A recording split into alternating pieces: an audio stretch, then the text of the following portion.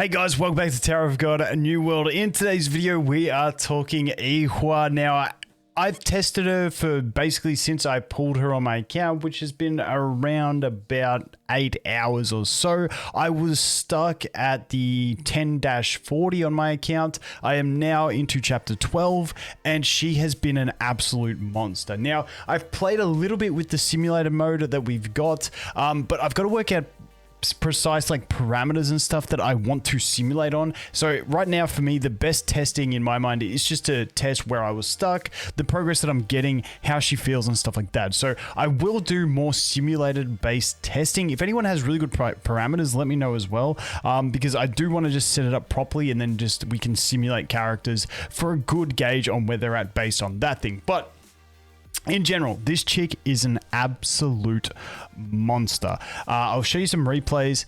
She does so much damage. It's quite crazy. Now, keep in mind, this account, once again, we're in chapter 12. We're at about a 3x deficit. That's sort of where we're pushing. Now, the couple things that I want to mention, we'll jump in, watch a replay, and then I'll talk about a few more things, and we'll push a few more stages. So let's just jump in, take a look at this one. This was 12-4 that we managed to clear. Once again, around that 3x deficit. So let's go ahead here, and let's slow it down once we get in. And you'll see I put her in this spot. The enemy is the pool guy who pulls you in, but sometimes she was avoiding it, so I just put her there and waited for the RNG of her to avoid it. Now, Zahard works really well with her because he has the full board defense shred, and she has just full board ult damage. So doing that big defense shred into her attacking like this is the perfect example of it. So we've just got the full board defense shred, and now she's just pulsing that damage on everyone, and you can see them getting absolutely chunked, which is fantastic. Now, on top of that, we obviously have the bomb in there who's giving her the attack and defense for the rest of the fight. This allows her to tank it out. Now, I found that she can pretty well tank out, 1 to 2 enemies at the end of the battle. She's not going to tank out quite like a Hats, that's for sure. So she does need one of those stall tanks if you want to push high deficits. But the two main synergies that I really love with her are 1, the Zahard, and 2, the Yihwa, because it helps her with energy regeneration. The trouble is against these blue units trying to make my Yihwa survive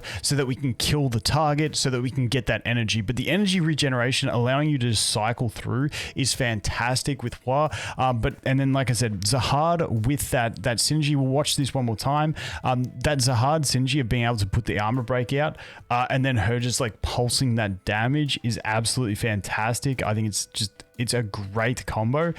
Also, the other thing is they fixed Zahard in this update, so Zahard's no longer like wiping your team's shields when he uses his ult, which is the biggest change ever for me because I was having to manual every fight and not use Zahard's ult. But now that that is fixed, he's an absolute savage for this, giving me those defense breaks so that we can just go ahead and nuke the crap. As you can see, this damage pulsing is just absolutely huge. On top of that, she is yellow element, which yellow element is fantastic for the fact that we can always have an advantage or at least be neutral against an enemy. We don't have to play at negative if you piece your team together right. So once again, she is at 3 purple stars on this one, whereas my Yihwa is at 2 orange.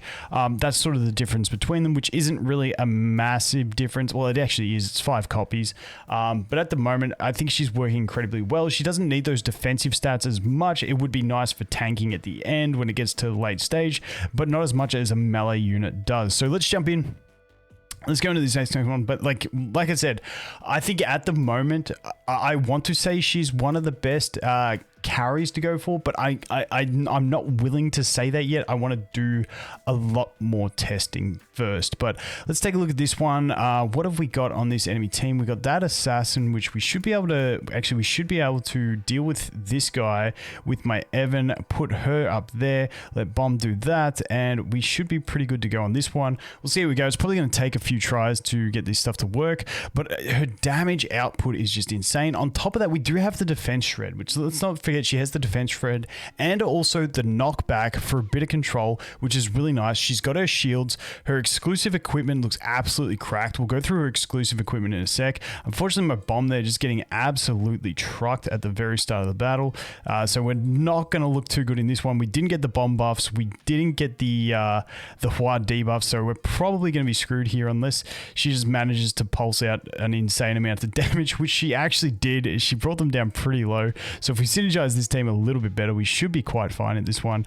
So let's go over here and do that. I don't know if Yihwa gets insta-killed by the assassin now in this team, but let's just have a quick play with it and see what happens. But then, yeah, I want to jump in and show you guys her exclusive equipment because, dude, that thing looks cracked. And I'll tell you how I think it works. I'm not 100% sure, so I'll have to test it to find out exactly how it works. But it's something I'm just going to invest in on her on this account anyway. So I'm just going to go straight to EE30 on her. I just think it's worth the test. So we get the invincibility. See, this is where she has energy issues. So this is her issue here. She doesn't generate energy quite like other characters, and she can't tank out without using her ult because her ult is what's giving her that shield with the level 1 EE.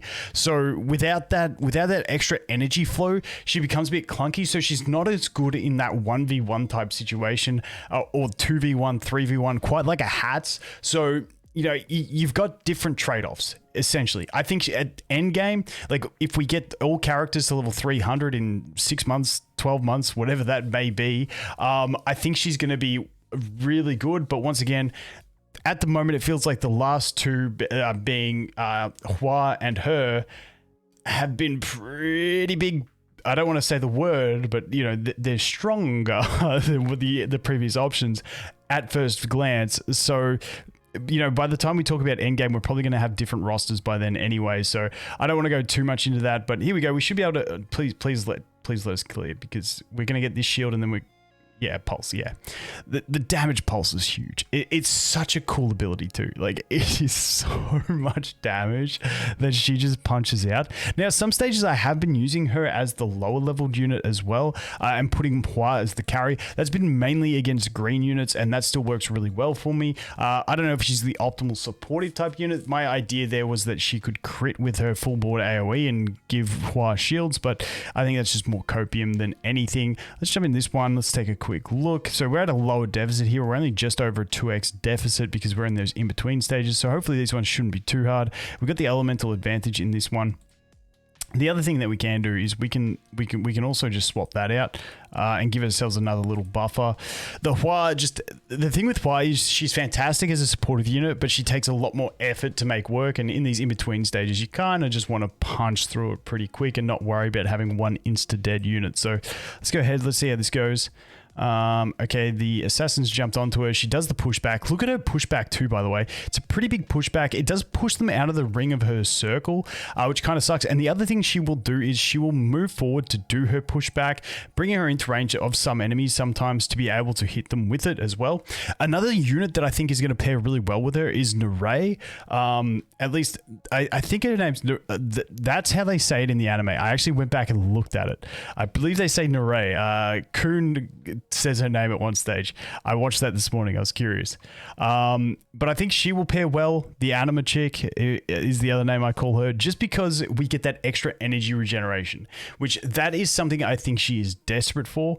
If they ever introduce like some sort of artifact system into this game, you know, like something right here that gives energy, I think she will be a prime candidate for it. But let's jump into her exclusive equipment. Like I said, since pulling her, I've pushed from the end of chapter 10 into chapter 12, like just clapped through chapter 11. So I think she's been quite good for me. And once again, she is 5 copies lower than what my Yihwa is, but she's still been working fantastic as long as the enemies aren't green. If the enemies are green, you know, I'm just using Yihwa because she got the advantage. But her exclusive equipment, let me take a look at this. So at level 1, every time she uses her ult, for the duration of her ult, she gains a shield equal to 100% of her max HP. If she finishes channeling her ult, the shield goes.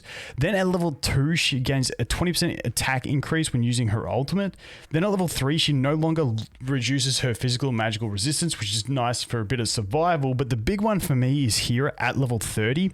Her HP recovery amount is decreased by 50% while using her ultimate, but her skill attack coefficient is increased by 50%. Now, when it says skill attack coefficient increased by 50%, I would believe that this, like at level 5, that 280 goes up to 330.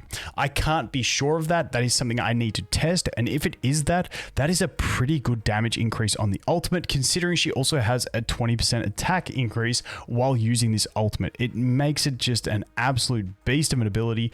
But yeah, I'm definitely I'm definitely keen to test this thing out. I'm going to keep pushing with her. I'm going to keep her on my wish list. Try and get her at least to red 3, ideally to orange 4. And hell, we'll probably even go for rainbow. But I think once I get her to red 3, I might just stop summoning and save for a future unit as well. But I feel like she's going to be one of those really strong main DPS units, but she will require tanks to support her. She's not going to be that solo unit like Hats that avoids everything, but I think she's really, really strong in what she does. Like I said, I will try and get some more simulation testing and test units in a simulation over here, but I just got to figure out like proper parameters that I want to go for. But anyway, guys, I'm going to shut up now. Thanks for watching. Hope you have an awesome day, and I look forward to seeing the next one. Cheers.